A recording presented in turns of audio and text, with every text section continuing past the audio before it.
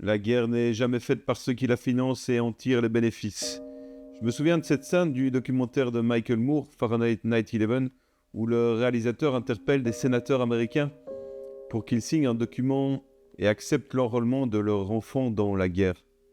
Pas un, prêt à envoyer sa progéniture en Irak, comme chair à canon pour l'oncle Sam, au bénéfice des compagnies pétrolières. Que faire alors pour recruter les fils et filles des perdants du modèle américain sans utiliser la force? Agiter le drapeau et les valeurs patriotiques qui leur fera croire qu'ils se sacrifient pour leur pays. Les gagnants, les oligarques des deux camps, ceux qu'on dit démocratiquement élus dans les contrées où l'on vote pour élire son maître, ou ceux qui n'ont pas besoin pour régner de passer par le simulacre de l'élection. Les perdants, ceux sur le champ de bataille qu'on a depuis longtemps persuadés que l'ennemi était en face d'eux, mais pas au-dessus, ceux qui donnaient les ordres. Pourtant, ce sont souvent des frères et sœurs qui s'entretuent, alors que dans un monde décent, on sait qu'ils auraient pu être amis, amants, taper la carte ensemble ou cogner les verres. Malheureusement, la propagande médiatico-politique les a persuadés qu'ils faisaient partie du camp A face à ceux du camp B. La catégorisation sociale, bien qu'automatique, est un des mécanismes les plus dangereux pour la paix sociale et nous fait tristement oublier notre commune humanité.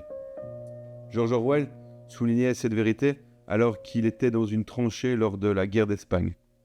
Nous étions dans un fossé, mais derrière nous s'étendaient 150 mètres de terrain plat, si dénudé qu'un lapin aurait eu du mal à s'y cacher. Un homme sauta hors de la tranchée ennemie et courut le long du parapet, complètement à découvert. Il était à moitié vêtu et soutenait son pantalon à deux mains tout en courant. Je me retins de lui tirer dessus, en partie à cause de ce détail de pantalon. J'étais venu ici pour tirer sur des fascistes, mais un homme qui est en train de perdre son pantalon n'est pas un fasciste. C'est manifestement une créature comme vous et moi, appartenant à la même espèce, et on ne se sent plus la moindre envie de l'abattre. Voilà à quoi s'attellent chaque jour les politiques et leur chapelle médiatique. Nous priver des outils pour comprendre, donc nous monter inévitablement les uns contre les autres, puisque l'ignorance amène à trouver le mauvais coupable. Ils ne nous disent évidemment pas que le pays le plus meurtrier qui soit sont les États-Unis, et que se défaire du lien de dépendance qu'a l'Europe avec eux pour favoriser une entente avec la Russie et le monde arabe serait peut-être une meilleure solution. Non, ils préfèrent alimenter une guerre qu'ils ne font pas entre deux peuples frères qui se massacrent pour eux. Le prix Nobel de la paix décerné à Barack Obama en 2009 sera le blanc-seing lui signalant qu'il peut faire la guerre tout azimut. Sous ces deux mandats, comme aucun autre président, les États-Unis auront été en guerre. Afghanistan, Irak, mais aussi la Syrie, la Libye et les nouvelles guerres par drone au Pakistan, en Somalie, au Yémen. Aujourd'hui, le guerrier de la paix ou le pacifiste belligérant donne des conférences partout dans le monde. La dernière, en Belgique, sur les technologies de pointe. Caché pour la soirée, 600 000 €. Le sang, ça rapporte. Dans cette technologie de pointe, les drones font belle figure, à l'heure de la guerre 4.0, où on tue des êtres humains à des milliers de kilomètres, assis sur un fauteuil confortable dans un centre en Allemagne ou ailleurs. La guerre jusqu'au summum de la déshumanisation. Les États-Unis nous avaient dès le début appris que leur existence reposait sur la destruction de l'autre, puisque les Indiens, qui vivaient paisiblement sur leurs terres depuis des siècles, ont été massacrés par des dirigeants qui ne connaissaient pas le partage et ont depuis le mot pacifisme gravé sur le canon de leurs fusils. Daniel Ganser l'a bien exprimé. Les États-Unis sont la plus grande menace pour la paix mondiale. Ils ont bombardé le plus de pays depuis 1945. Ils ont plus de 200 000 soldats stationnés à l'étranger. Chaque année, le budget militaire américain augmente. Il sera de plus de 842 milliards en 2024. Comme le dit encore Daniel Ganser, le mouvement pacifiste sait que beaucoup pourrait être fait avec un tel budget annuel. Au lieu de la guerre et des armes, l'argent pourrait être consacré à soulager la faim dans les pays pauvres, à l'éducation, à la santé, à l'expansion des énergies renouvelables ou à des projets visant à lutter contre la pollution ou encore à financer des médias alternatifs qui dénoncent les mensonges de guerre ou informent sur les causes réelles de la guerre. Ainsi, la guerre externe entretient la guerre sociale interne, nourrie par d'indécentes inégalités. Quel gâchis, car c'est un souffle d'humanité qui nous emplit de bonheur lorsque nous voyons ceux appelés ennemis laisser tomber les armes et faire la paix.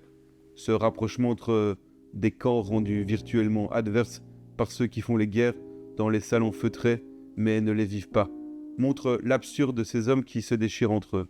C'est la trêve de Noël dans les tranchées de 14-18. Il n'est de meilleure preuve de la construction de cette haine de l'autre par les médias et qui ne peut se matérialiser que lorsque, arme à la main, notre survie dépend de la mort de l'autre.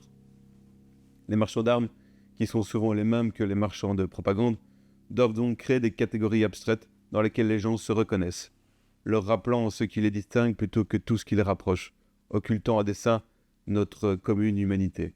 La guerre, ce n'est pas la destruction de deux camps, c'est la destruction de ce qui fait de nous des êtres humains.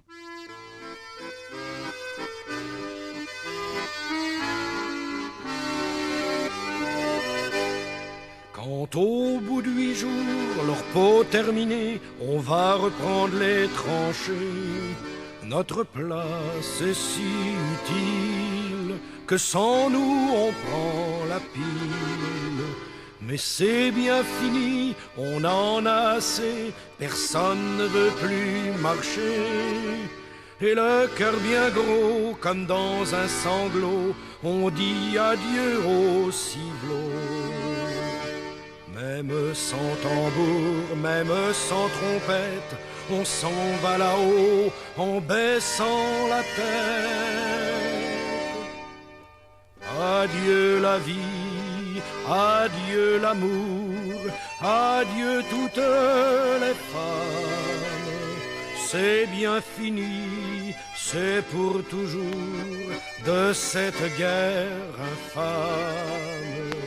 C'est à Craonne, sur le plateau, qu'on doit laisser sa peau.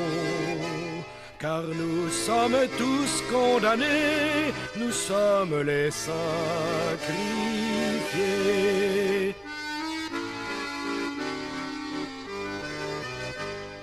Huit jours de tranchées, 8 jours de souffrance, pourtant on a l'espérance que ce soir viendra la relève, que nous attendons sans trêve. Soudain dans la nuit et dans le silence, on voit quelqu'un qui s'avance.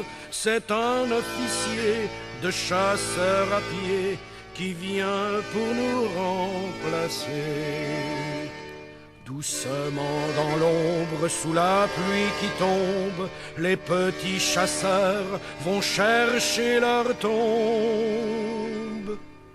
Adieu la vie, adieu l'amour, adieu toutes les femmes. C'est bien fini, c'est pour toujours de cette guerre infâme. C'est à Craonne, sur le plateau, qu'on doit laisser sa peau. Car nous sommes tous condamnés, nous sommes les sacrifiés.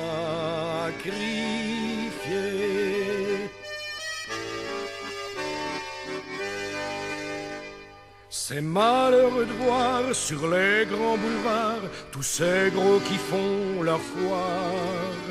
Si pour eux la vie est rose, pour nous c'est pas la même chose. Au lieu de se cacher, tous ces embusqués feraient mieux de monter aux tranchées pour défendre leurs biens, car nous n'avons rien, nous autres les pauvres puritains. Tous les camarades sont enterrés là pour défendre les biens de ces messieurs-là. Ceux qu'ont le pognon, ceux-là reviendront, car c'est pour eux qu'on crève. Mais c'est fini, car les troufions vont tous se mettre en grève. Ce sera votre tour, messieurs les gros, montez sur le plateau. Car si vous voulez faire la guerre, payez-la de votre peau.